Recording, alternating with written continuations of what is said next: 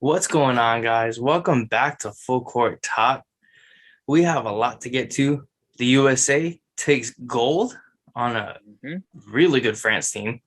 And then we're going to talk about free agency since that's essentially over. There's some big names left, but we're going to talk about the winners and losers of free agency. And then we will finally get to should the Pelicans be concerned about Zion leaving? There have been reports that his family wants him out. Nothing about Zion, but they're definitely choosing their words carefully by saying family wants him Yeah. out, which when you think about the reports, it makes sense. But what did you think about the U.S. national team and them taking gold? Oh man, I was scared at first. After like losing, they're dropping the games that they did. An exhibition and the first game Yeah, of like when it mattered. Like I was scared at first because like no disrespect to international countries, like everybody's catching up. But USA, like I know Miles isn't here, but Miles said that he doesn't really pay attention to USA basketball because he assumes that they dominate and then they run through the competition. But you know that's not the case anymore. Like all these other countries are catching up, and like you see with Luca, who before this tournament, like he was undefeated. France, Australia, even Argentina. These teams are all solid, yeah, and so that just goes to show that you can't take international basketball as a joke, right? Um, with the competition that they had, Dame said himself, like all these international guys, when they go home, man, like they're so proud to represent their country. They're a whole yeah, different player. Like they turn into MJ for their country. You know what I mean? yeah, So USA winning gold is just a testament on how hard you have to work to yeah, win it, right? And it just another thing that I want to highlight is how important Coach K was. And I understand like the caliber of players that he had back then, but Pop is also a good coach. But it's just to do what Coach K did, bring all these like elite talent together, who are used to being that guy to buy into their role with USA. Like it just makes it more impressive. And France is no chump. Like they yeah. had Gobert, they had Timothy Loire Cabral, who said that that was gonna be their first gold. So kind of sucks for him, but they're solid. Yeah. They're solid. Batum, right? And so and it wasn't a blowout. Like it was a close game. Yeah. And It so looked like a blowout at first, but mhm, France came storming back. yeah, they beat Slovenia, and Slovenia with Luca, like they've been one of the surprising teams. Obviously, I know Luca's undefeated, but France is no joke, and they put up a good fight. But ultimately, USA, you have KD and Tatum going crazy, bro. Like it's hard to beat, you Yeah. know. And so, I'm glad USA won. I can obviously wear my USA basketball gear now. But yeah, it wasn't an easy path per Yeah. se. I think in the beginning they took it. I wasn't gonna say a joke, but they took it as if it was a stroll in the park. Like, hey, Yeah. like we're the best players in the world. We can do this, like whatever. But they got quickly grounded as soon as they saw how well everybody played. You got Ricky Rubio scoring 38. That You was got Patty insane. Mills. You got Patty Mills dropping 40. Like Yeah. so international plays a whole different ball game. But yeah, ultimately I'm glad USA took it. Yeah. I mean, USA, like people were saying, oh, it's not a good team. Oh, like this and that. Like, this is a good ass USA team. Like, you can't take away Yeah, anything from them. They're yeah. all NBA players and they're all Mm-hmm. at least a role player or higher. Mm-hmm. Obviously, JaVale McGee was the outlier as a role player, but everyone else is at least a starter. Yep. Um, I mean, KD held the pace the entire game. KD had been nasty like the past 4 games, I think, scoring plus 30, whatever he did. Mm-hmm. And then Draymond was doing every little thing possible to help them win. Yeah. Jason Tatum, like you said, had a great game. This was definitely not one of the better rosters that the USA national team has put together, but it was still a very good one. And obviously, Yeah. they have the best roster in terms of the Olympics. I mean, there's no competing with the US in terms of firepower. But going back to Coach K, like I think he has it easier to put together egos because that's what his job is. He takes the best high school recruits and says, "Hey, if you stay on this team, I'll get you drafted." Mm-hmm. And most of the time, he will get you drafted. If you work hard enough, he will get you drafted. So he's really good at kind of settling egos. Yeah. Pop isn't as good because he's the NBA coach. He doesn't have to settle egos like that because most players will come in, especially if you're a Spurs player, you know your role going in. But Mm-hmm. I think you really can't take anything away from France. They have 6 current NBA players and I think 8 total NBA players on their roster. You mentioned Nick Batum, Rudy Gobert, Evan Fournier, who is insane during this Yeah. run. He's Yeah. giving the Knicks a little excitement because they got a great deal for him, right? Yep. And they also have Timothé Cabarrot. He's a good Yeah. role player, and Frank Ntilikina, who played well during the Olympics. Obviously, he's not that good of an NBA player, but they also have Vincent Poirier, who was an NBA player a couple seasons ago, and then they also have Nando De Colo, who was a NBA player, I think 5-6 years ago. So they boast a very NBA heavy team compared to a lot of other teams. You mentioned Slovenia. Slovenia was basically riding on the coattails of Luka, and that's just how good Luka is. Yeah. And as fun as it would have been to see USA against Luka, I will settle for USA France. That was a great game. 87-82 was the final score. Yeah. USA was just too much. KD paced the entire time. Like I said, I think it was a great game. Agreed. And it's insane because like you see like the past where USA teams go for 150, and now this team is barely scoring 100 at times or even like Yeah. 80. So Yeah. you definitely see like how little firepower we have as much as we used to at least. Mm-hmm. Agreed. But winners and losers of free agency. We'll start with winners because we get to the easy stuff first. Who are your winners of free agency? Oh, off the top of my head, bro, Miami, Chicago. Yeah. Like it's a no-brainer. You know, first of all, starting with Miami, they get their floor general, and I understand like, you know, Goran and Kyle Lowry are not too far apart from age, but Kyle Lowry has proven he's one of those aging point guards that has still garnered a contract. You know what I mean? And so Kyle Lowry is going to be great for Miami. And Miami, what are they known for? What do we talk about from the bubble to now? Like being dogs, you know, the defense. Kyle Lowry, most annoying guy to go up on because why? It's automatically a charge. You know, I hate seeing that. Yeah. But, you know, now with him shifting over to Miami, you got him, Jimmy Butler, who signed an extension. So it's another good thing for them. And bam. So that big 3 right there on the defensive end, you're in prison pretty much wherever you go. And so on offense, dealing with Duncan Robinson for another 5 years. Yep. So, you know, it's another guy undrafted, like you said, working his way up to a 90 million contract. And so Miami, they secured their core and got even better. And I understand they had to trade away Precious Achiuwa, but you know, that just comes with the price of wanting to win now. Yeah. And essentially, like, they even got Keith from the Lakers, right? So I know he's going to help out in terms of their toughness. And so just pushing forward, like, I think them and Chicago are the best ones from the draft or from the free agency. And also with Chicago, I know there's been some some investigation going on. Yeah, some investigation, sneaky stuff going on. But ultimately, like when the dust settles and everything's all clear, they had a very good free agency. You know, getting Zoe, I wanted him so bad. I wanted him to come back, but him going to Chicago to be running mates with Levine, oh, man, that's gonna be a good one too. Yeah. Not only that, but they got Vooch, and they ended up getting DeMar, right? And so that is a good mix of young and veteran talent. And I think that starting lineup is going to compete for the East. And I will go on a limb and say that they won't even be competing for the 8th, maybe even higher. Yeah. You know, especially with a good coach in Billy Donovan. And, you know, guys like Patrick Williams, Kobe White, like they got the young talent to back up that veteran starting lineup. And so, yeah, Miami, Chicago for me. You know, as much as I would love to say the Lakers, not even being biased, but just these teams fill the needs of what they've been lacking in the past couple Yeah. seasons, right?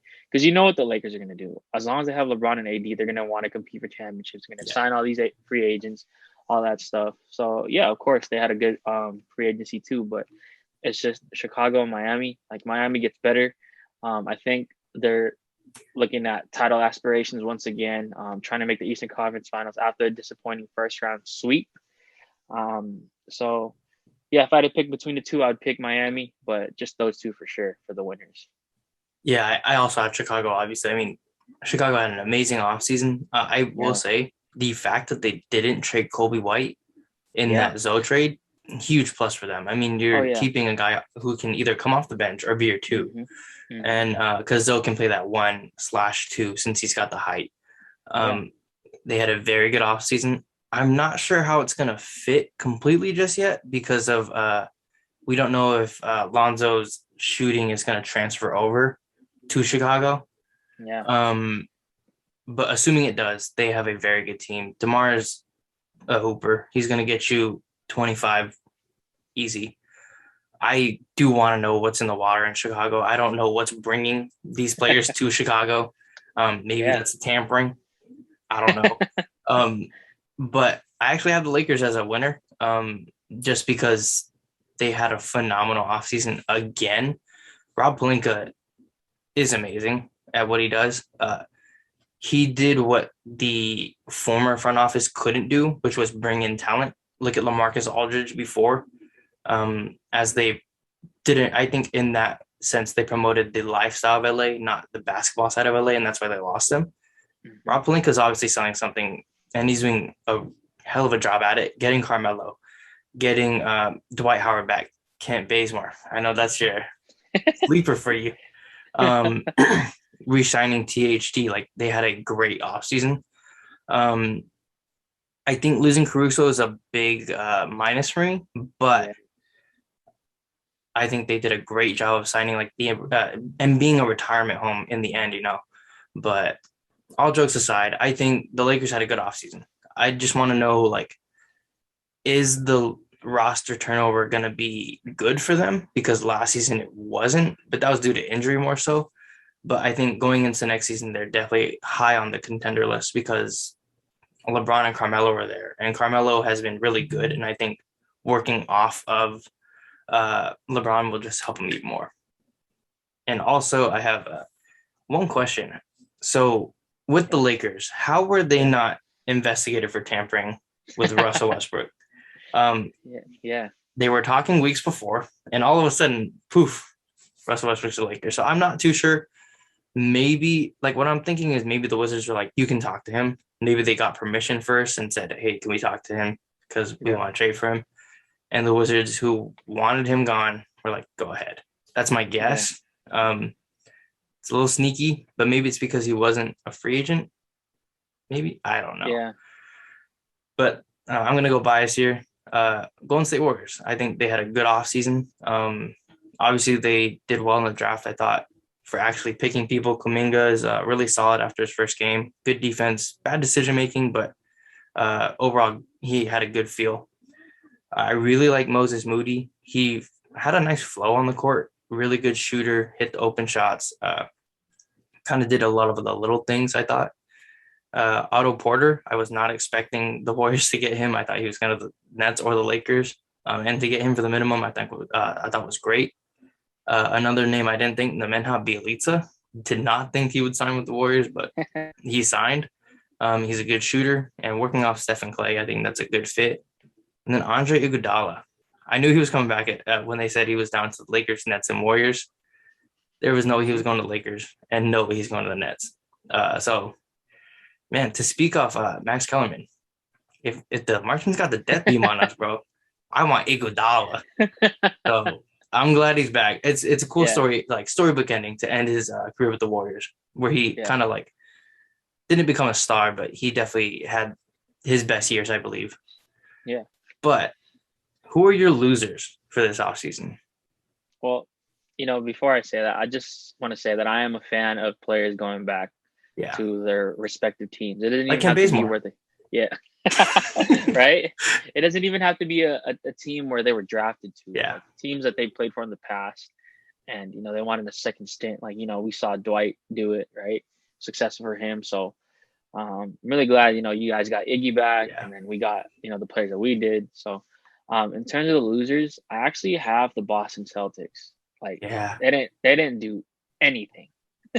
And I mean, I know they traded Tristan Thompson, they traded away Kemba during the playoffs.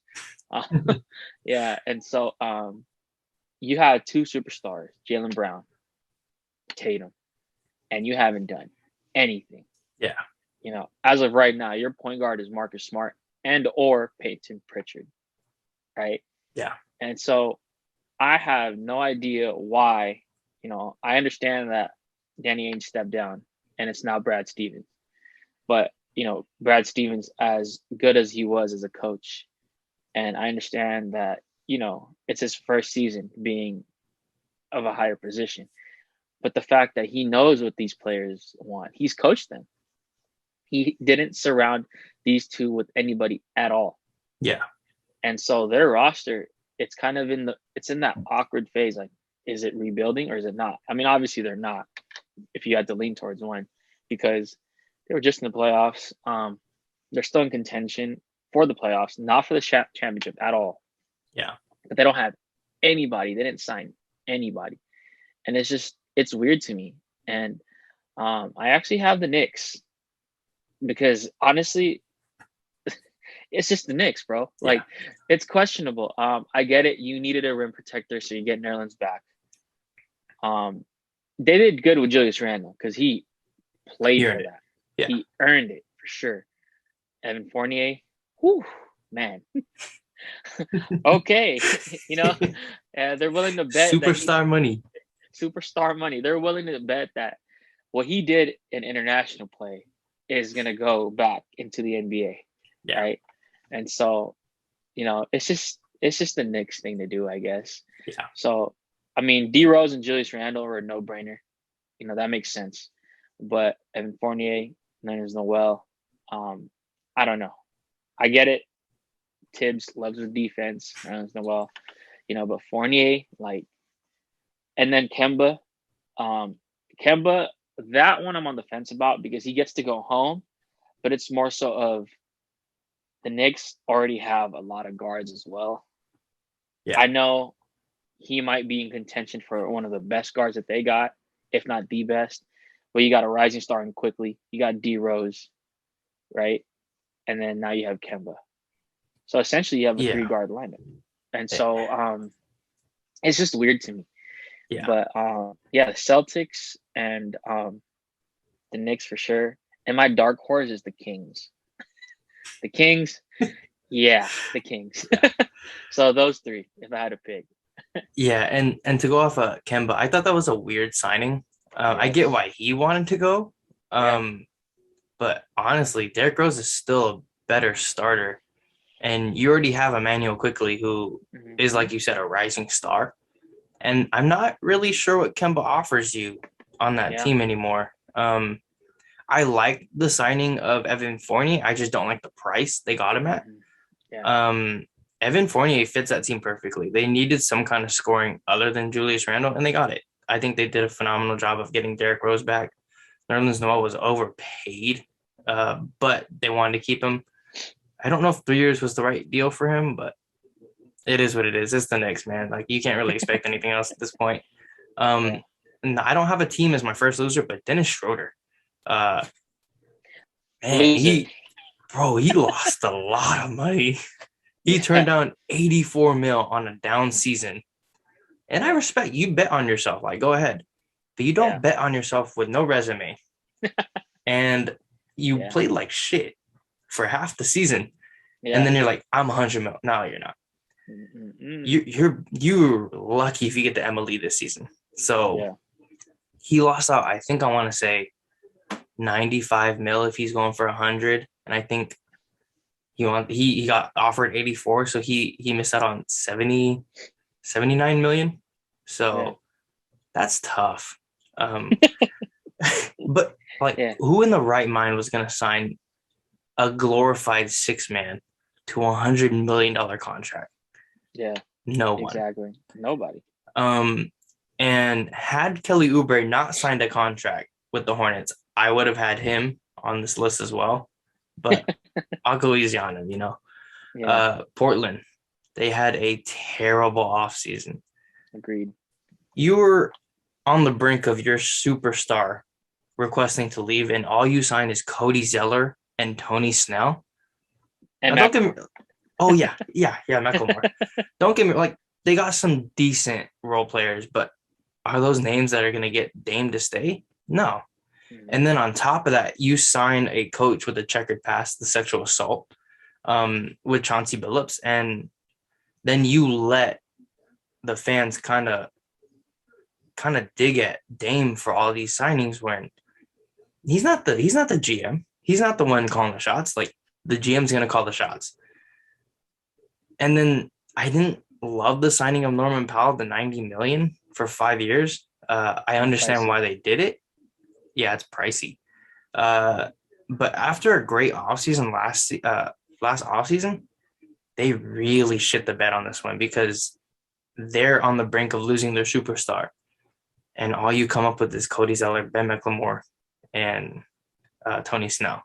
Tony Snell, who I believe has the record for most minutes played with no statistic category anyway. Yeah. So, hey, you got a record breaker right there. Maybe that's enough.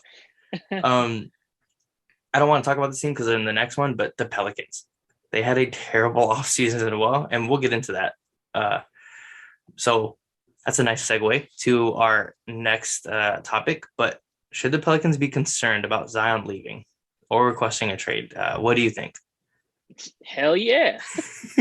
Yeah, dude. Yeah. Like, first of all, you get rid of his running mate. I know he got BI still, but Zoe is that guy that was getting him the ball. Like, BI is not going to get him the ball. BI wants the ball. You know what I mean? And so, like, Zoe and Zion, like, they built that connection. And to get rid of him is just not a good look, first of all, for Zion. Because as a superstar, obviously you want the ball coming to you. Yeah. So now it's going to be even harder. And like you said, next, they didn't do anything for Zion this offseason.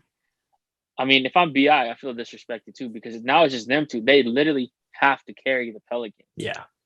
And so I would definitely be concerned. And another reason why I would be concerned is the fact that I don't know how true this is, but it has been reported back then that Zion wants to reunite with RJ at some point in their NBA careers. Yeah. They established a relationship at Duke. I'm still mad that they didn't win the national title, but hopefully they can win a championship. But yeah, if the Knicks were to somehow lure him away or another team can get both of them, like it'd be big. But all in all, like the Pelicans should definitely be concerned because one, they got rid of Zoe. Two, they didn't do anything to make up for Zoe. Yeah. Like what can you do to make Zion happy? Get more players that put him in a better position to win. And they didn't do that at all. And they got rid of Bledsoe, Steven Adams, and all these other guys that, man, it's not a good look. So yes, I would definitely be, if I'm the Pelicans front office, if I'm David Griffin, all that, I would be scared. I would definitely be scared. Yeah. I mean, I think the confusing thing is, what is David Griffin and the ownership doing to make Zion happy? Nothing. Nothing.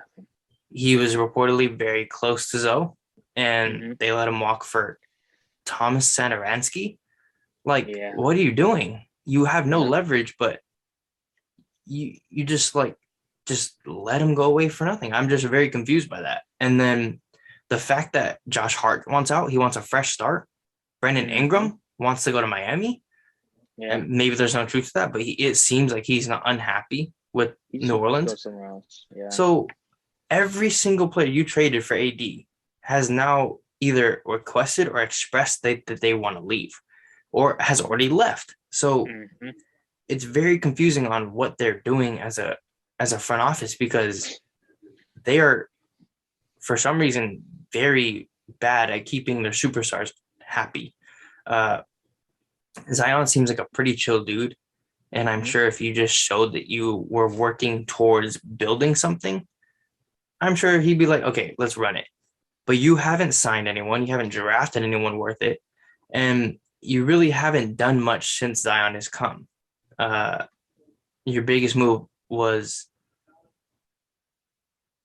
I actually don't even know who they've signed that's even a big move. I can't Exactly. think of anything that they've done Yeah. Yeah. that's resulted in a good move. I'm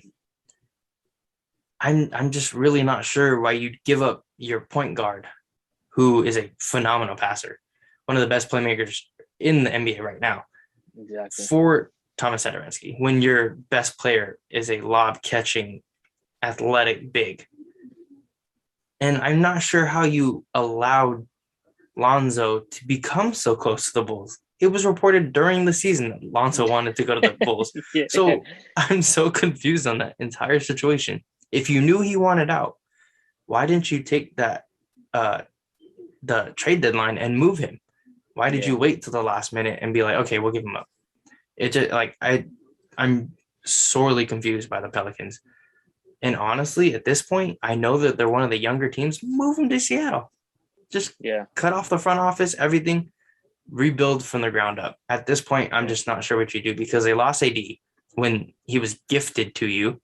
Seemed like Mm-hmm. David Stern kind of had some fishy stuff going on, and AD became a Pelican way before that. Yeah. You lose Lonzo, a young guard. You're losing Zion at this point, and it seems like every good player you've had, every all-star wants out. That can't be a coincidence. That's a really bad luck. Mm-hmm. So the Pelicans going forward either have to make a move, which it doesn't seem likely, or continue to suck and watch Zion leave. And the Knicks are very enticing. They have a lot Yeah. of firepower. They have a lot of stuff they can move. And if Zion wants out to the Knicks, the Pelicans might have to just move him. And Yeah. I'm just not sure what the Pelicans are doing at this point. Yeah. Agreed. It's very confusing to me. Yeah, and it's a shame. My Duke guys are there, Bi and Zion. Like they've had success. Yeah. In the regular season, and they just can't get over the hump. You see Memphis do it even before this past season. Yeah. They were in the bubble, right? And so like it's a shame because Zion, like as soon as the whole world found out that the number one pick was gonna go to New Orleans, like most people were probably like, damn man, like nobody wants to go to New Orleans, right? Yeah. But you look at Zion, he was just happy to be in the NBA. And like you said, he's a chill dude. Covering him at Duke the whole season, being focused on him, like you can see that he just wants to play basketball. Yeah. Just wants to compete, do all that stuff. But getting into the big leagues, like it's just disrespectful for him. Getting somebody that he used to, or not used to, but like somebody that he was playing with him, doing well with, and trading him for Satoransky and another player and another pick, and it wasn't beneficial to the Pelicans at all. Like you would think that they want to go back into full rebuild mode with the deal that they just made. Yeah. And so like it's just fishy. And like you said, like essentially what it's looking like is if Zion leaves, that AD trade was literally for nothing. Yeah. Yeah. Nothing. Because right now all you have is Bi and Zion. And like you said, Bi has already wanted out. Unfortunately, him and Zion together as a duo hasn't panned out. They get their numbers, they get their stats, they look get good. it done. They look good, but together, playing off one another, it's not so good. It's awkward. It's awkward, definitely. And so, essentially, the AD trade, you only have Zion, and once he's traded, your franchise will be known for trading him for nothing, because even Josh Hart, like you said, wants out. A role player. A role player. Yeah. Who's coming off the bench. He's not even starting. So yeah, Pelicans, they gotta do something fast. Yeah. And I think, like, honestly, even if they made a move now, I think it's too late. I think you're getting to that point where Zion has been expressing, I think, through his family or through his camp, that he wants out. And obviously his family's like, get him out of there. Yeah. And they've shown no urgency to get him help. Mm-hmm. And it's looking like Jackson Hayes is maybe out for a while. Yeah. I hope that gets resolved, because from the more they release about it, the worse it sounds for the The police. video. Jackson Hayes seems very innocent. I'm not sure what happened, but from my point of view, it doesn't look like he did enough to warrant what happened to him. So I hope that gets resolved soon. But it's just the Pelicans are doing everything wrong. And it just seems like they don't have any kind of plan going forward. Like you said, they're like, it looks like they're going into full rebuild mode when you have one of the two budding stars in Brandon Ingram and Zion Williamson. So I'm very just confused by what they're planning to do at this point. So, hey, I was excited for them too. They were going to be a lot of fun to watch, but it's crazy.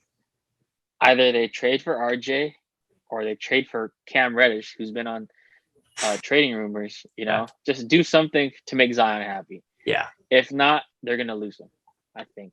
Yeah. I think I don't even know what he would fetch. It's got to be 7-8 picks minimum plus a star. Yeah, it's going to be like what the Sixers want for Ben Simmons. Yeah. And making that even worse, you don't have any leverage because Zion wants out. And if you do get a star, are you going to fumble it again? Are you going to be like, shit, they want out, man? Yeah. Like you can't be the Thunder and build up these picks. You draft a good player and then you don't help them succeed. Agreed. But I don't know. Yeah. I'm glad I'm not a Pelicans fan. I'd be pissed. Me too. But that's gonna do it for our 54th podcast. It's getting to that point where I'm just forgetting what number we're on. But thank you, CJ, for coming on. This is a lot of fun, like usual. We're gonna skip next week. I'm gonna be gone next week, so we're gonna take a little break. But the week after, we'll be back at it. Hopefully, I don't think anything's gonna happen between them, but we'll see. Definitely check our links down in the description. Our social media is going to be there. So is a link to Full Court Talk. So check that out. Please like, comment, and subscribe. But that's going to do it for us. So we'll see you guys in the next one. Peace.